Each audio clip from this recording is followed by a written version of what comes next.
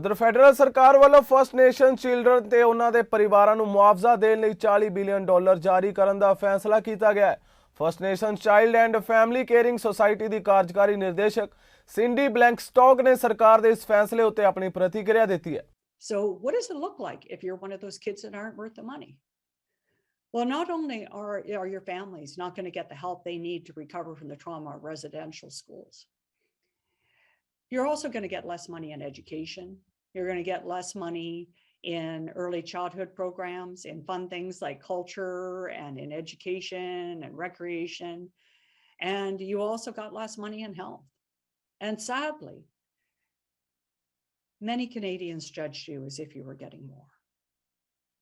That's a situation where we walked into when in 2007, we filed this human rights case against the Canadian government.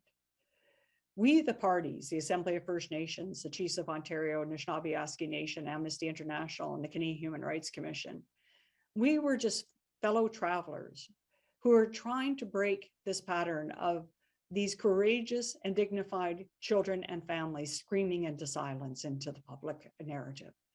We wanted this type of apartheid service delivery to stop. You know, some will say, well, you know what, all the public pressure and all of the litigation wasn't necessary. It wasn't necessary to involve people like Sarah and David.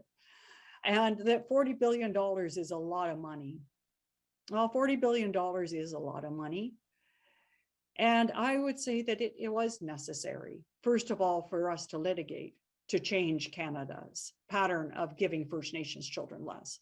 And second of all, we needed the Canadian public to awaken to the injustices. This case shows you that public pressure can work, but these agreements in principle are non-binding and nothing changes in the lives of children today. We need to commit ourselves to keeping watch on the government of Canada and holding it accountable until it lands some of these things.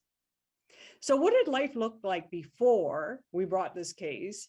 And before the tribunal issued its historic 2016 ruling, and before the 20 non-compliance orders against the federal government, and now for First Nations kids? Well, one of the things that you need to know is that First Nations families had almost no supports to recover from trauma residential schools. And they were losing their children at record rates. First Nations kids, as we sit here, are 17.2 times more likely to be in foster care. Why? Because of poverty, poor housing, caregiver substance misuse related to multi-generational trauma, and domestic violence.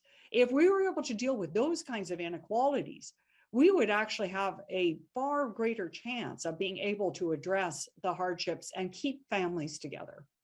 So there was nothing there. But now, thanks to the pressure, thanks to the advocacy of children themselves and to the litigation, First Nations families are going to get prevention at $2,500 per person starting April 1st.